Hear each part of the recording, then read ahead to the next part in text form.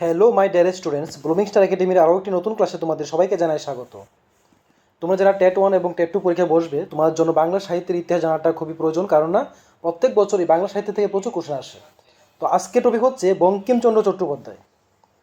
বঙ্কিমচন্দ্র চট্টোপাধ্যায়ের আজকের প্রথম প্রশ্ন হচ্ছে, বঙ্কিমচন্দ্র চট্টোপাধ্যায় কবে জন্মগ্রহণ করেন?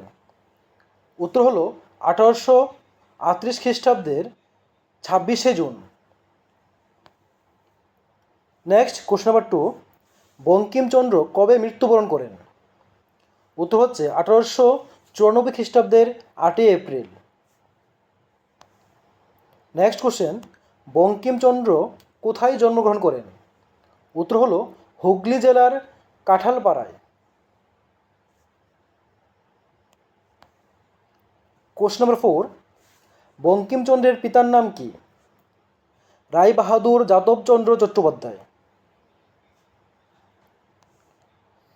কোশ্চেন নাম্বার 5, বঙ্কিমচন্দ্র কোন বিশ্ববিদ্যালয় থেকে স্নাতক পাশ করেন?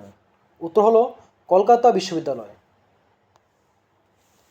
কোশ্চেন নাম্বার 6, কর্মজীবনে বঙ্কিমচন্দ্র ছিলেন একজন ম্যাজিস্ট্রেট ও deputy collector. Question number 7, Bankimchandra কোন পত্রিকায় সম্পাদনা করেন? উত্তর হলো বঙ্গদর্শন। কোশ্চেন নাম্বার 8, বঙ্কিমচন্দ্রের সম্পাদিত বঙ্গদর্শন পত্রিকা কবে প্রকাশিত হয়? 1872 খ্রিস্টাব্দে। কোশ্চেন নাম্বার 9, বঙ্কিমচন্দ্র মোট কয়টি উপন্যাস লিখেছিলেন? উত্তর হলো 14টি। কোশ্চেন নাম্বার 10, বাংলা সাহিত্যে প্রথম সার্থক উপন্যাসের জন্মদাতা কে? উত্তর হলো বঙ্কিমচন্দ্র চট্টোপাধ্যায়।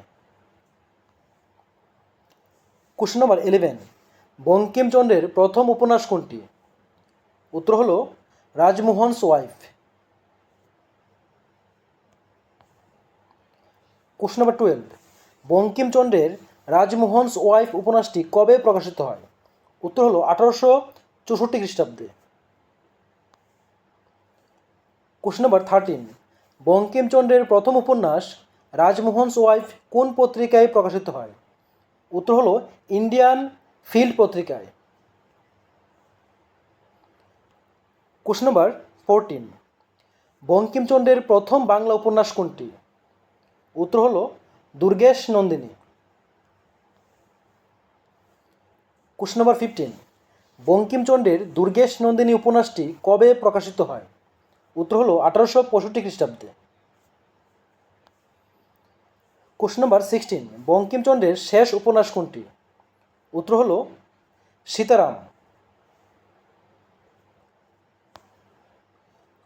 কোশ্চেন নাম্বার 17, বঙ্কিমচন্দ্রের শেষ উপন্যাস সীতারাম কত সালে প্রকাশিত হয়?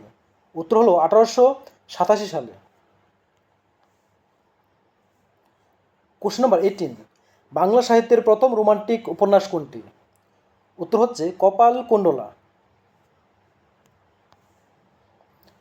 কোশ্চেন নাম্বার 19, বঙ্কিমচন্দ্রের ত্রয়ী উপন্যাস বলা হয় সীতারাম, দেবী চৌধুরানী ও আনন্দমঠকে। এই তিনটি উপন্যাসকে একসাথে বলা হয় ত্রয়ী উপন্যাস। কোশ্চেন নাম্বার 20, বঙ্কিমচন্দ্রের কোন উপন্যাসে গোবিন্দপাল, রোহিণী ও ভ্রমর চরিত্রগুলি রয়েছে? উত্তর হলো কৃষ্ণকান্তের উইল। কোশ্চেন নাম্বার 21, বঙ্কিমচন্দ্রের কোন উপন্যাসে জেব উন্নিশা এবং দরিয়া চরিত্র দুটির উল্লেখ আছে? উত্তর হলো রাজসিংহ।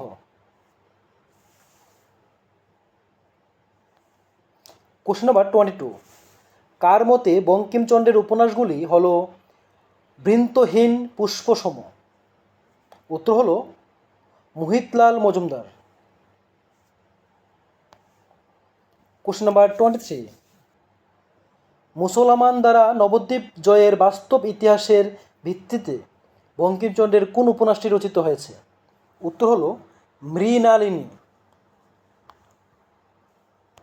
কোশ্চেন নাম্বার 24, কৃষ্ণকান্তের উইলে বিধবা রমণীর নাম কি? উত্তর হচ্ছে রোহিণী। কোশ্চেন নাম্বার 25, বন্দে মাতরম সঙ্গীতটি বঙ্কিমচন্দ্রের কোন উপন্যাসে রয়েছে? উত্তর হলো আনন্দমঠ। এ হলো আজকের ক্লাসের টপ 25 কোশ্চেন। তো প্রতিটা ক্লাস প্রত্যেক দিন সবার আগে পাওয়ার জন্য চ্যানেলটিকে সাবস্ক্রাইব করে রেখো, এবং যদি ভিডিওটি ভালো লাগে অবশ্যই লাইক, কমেন্ট এবং শেয়ার করে রেখো। দেখা হবে পরবর্তী ক্লাসে পরবর্তী টপিক নিয়ে। ততক্ষণ সবাই ভালো থেকো, সুস্থ থেকো।